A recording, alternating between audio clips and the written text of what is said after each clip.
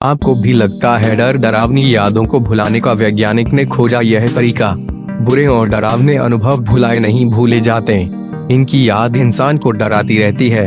मगर वैज्ञानिकों ने एक ऐसा तरीका खोजने का दावा किया है जिसके जरिए बुरे पलों की यादों के प्रभाव को धुंधला किया जा सकता है।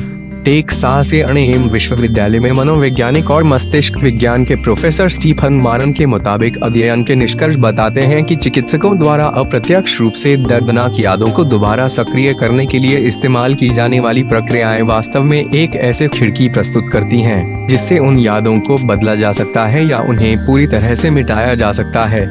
डर के प्रतिक्रिया कम हो सकती है। चिकित्सकीय थेरेपी में अक्सर कटु अनुभवों की दर्दनाक यादों को सुरक्षित रूप से फिर प्राप्त करने के लिए काल्पनिक रिमाइंडर को उपयोग किया जाता है।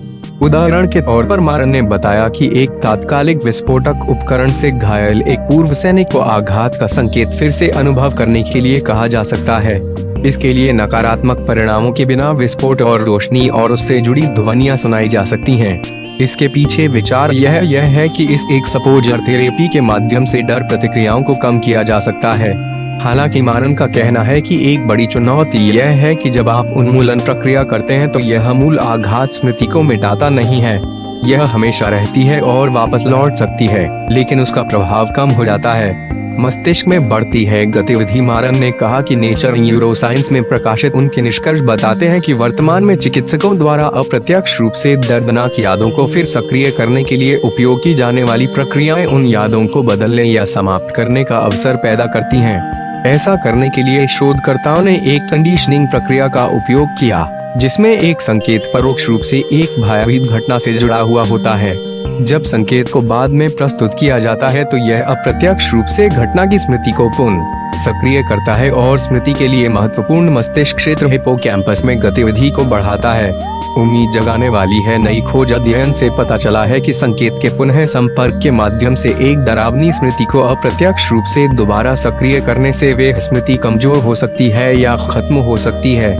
मारन ने कहा कि क्या वैज्ञानिक दर्दनाक स्मृति को स्थायी रूप से खत्म कर सकते हैं? इसका जवाब देने के लिए अभी आगे शोध की आवश्यकता है, लेकिन यह शुरुआती खोज आघात से प्रभावित किसी भी व्यक्ति के लिए एक बड़ी उम्मीद है। अप्रिय घटनाओं से जुड़ी को डरावनी याद मस्तिष्क में कैसे जगह बना लेती है? कैलिफोर्निया विश्वविद्यालय के शोधकर्ताओं ने इसका जवाब तलाशने की कोशिश की है।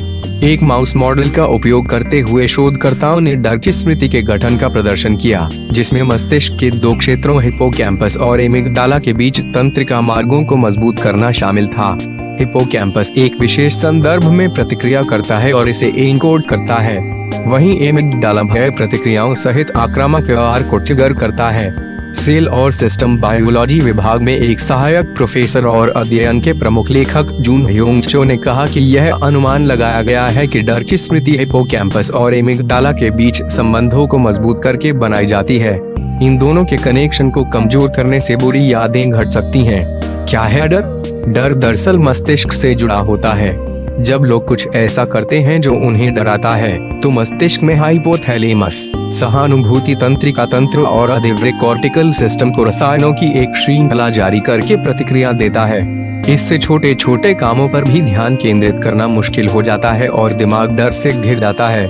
सहानुभूति तंत्रिका तंत्र में एड्रेनालाइन की तरह तनाव हार्मोन रिलीज करने के लिए संकेत भेजे जाते हैं। यह शरीर को तनावपूर्ण बनाता है, हृदय गति और रक्तचाप बढ़ने लगता है, इम्यून सिस्टम पर ब्रेक लग जाता है और आपात स्थिति में शरीर को ऊर्जा भेजने वाले सिग्नल काम करना बंद कर देते हैं।